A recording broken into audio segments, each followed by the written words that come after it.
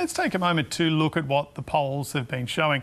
We're joined by ABC data analyst Casey Briggs in Sydney. Casey, good morning. We got another poll late yesterday. What does the trend generally show us just a few days out from voting day? Yeah, morning, James. Well, news poll last night and this morning in the Australian newspaper has a two-party preferred figure of 52% to the Labor Party, 48% to the Coalition, notwithstanding all of the very many complicated contests that make our national figure, a little less predictive than it used to be, a little less indicative of, telling us what's happening all around the country. That picture is consistent now broadly with what the sort of aggregate of all of the polls together is saying, which are suggesting at this point Labor is sitting on similar levels of support to what it earned in 2022, perhaps even a little bit higher. So we're talking here potentially a swing toward the Labor Party on Saturday night. That was not something that was really being contemplated just a few months ago. We've seen some pretty significant, some pretty big shifts in opinion polling in just the last few months. Not Canadian big, mind you. We've seen some truly monstrously large swings in Canada, but we've seen nonetheless, for an Australian context, swings that are much larger than we normally expect to see. And what that means is the universe of possible outcomes on Saturday night, and potentially, it might take a bit longer to work out the final makeup of the House.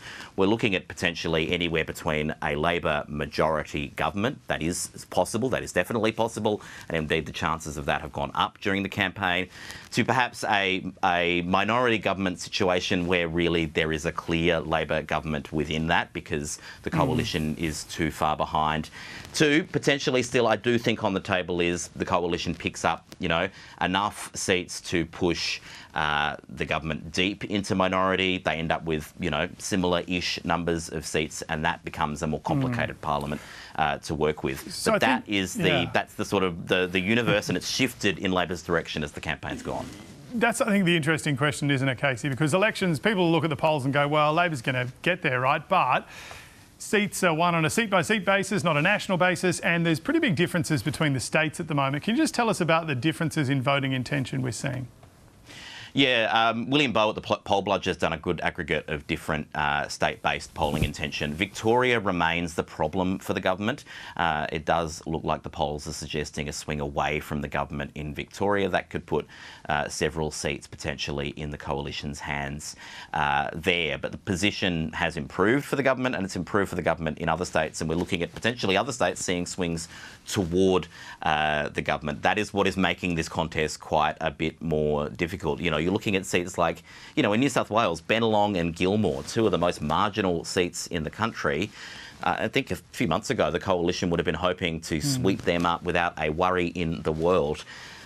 The rumblings from both camps are that those races remain very competitive, even though they're on very, very, very tight margins, and they're the kinds of the lowest of low-hanging fruits that the Coalition would be looking to pick up. I think we might see some very patchy swings on Saturday night across states, across seats.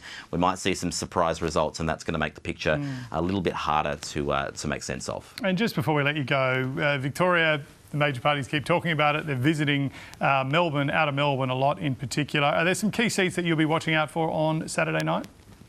Yeah, well, seats like McEwen in the north of Melbourne, the very outer north of Melbourne, we should say, not that long ago you would have called it country Victoria.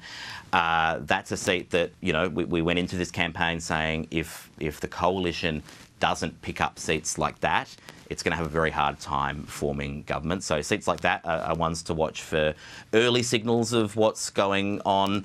The government is talking a big game about maybe picking up seats like, Menzies, Keith Wallahan's seat of Menzies, which is notionally a Labor seat, but Keith Wallahan has been obviously working that electorate. He is the incumbent MP. That would be the first signal potentially in Victoria is of could things actually be going the other way? Could Labor be looking to make gains in this election? Are they on track for majority government? But yeah, I think, as I say, you're going to see seats probably going both ways on Saturday night.